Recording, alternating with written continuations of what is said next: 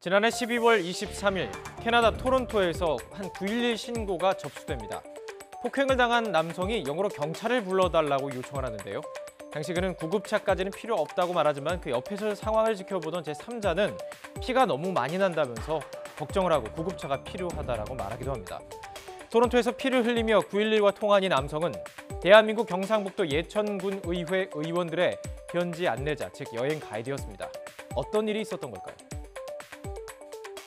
예천군 의회 의원들이 이제 미국과 캐나다 연수를 갔습니다. 그런데 일정을 소화하는 중에 4일째 되는 날 박종철 부의장이 이제 버스 뒤에 있는데 그 50대 초반의 한국인 가이드가 어떤 설명을 하는 중에 갑자기 중간쯤으로 달려와가지고 이제 주먹으로 다짜고짜 그 가이드 얼굴을 때렸습니다.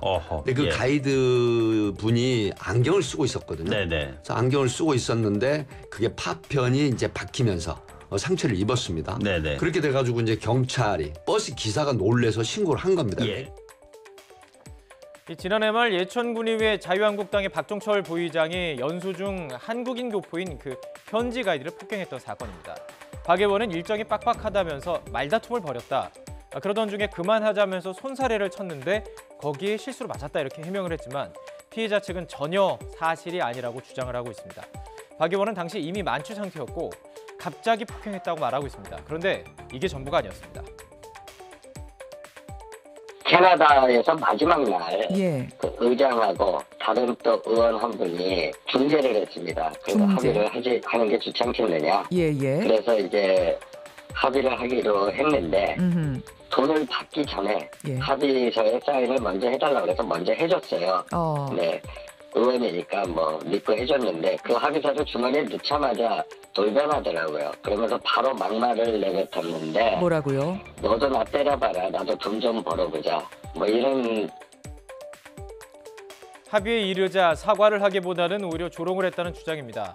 이뿐만이 아닙니다. 연수를 떠난 의원이 모두 9명인데요. 자유한국당 7명, 무소속 2명이었습니다. 이들은 호텔에서 문을 열어놓고 술판을 벌이면서 고성을 내 다른 국가의 투숙객의 항의를 받기도 했고요. 한 의원은 여성 접대부가 있는 술집에 데려달라면서 집요하게 요청을 하기도 했습니다. 취재기자가 직접 그 해당 의원을 만나서 이야기를 들어봤습니다.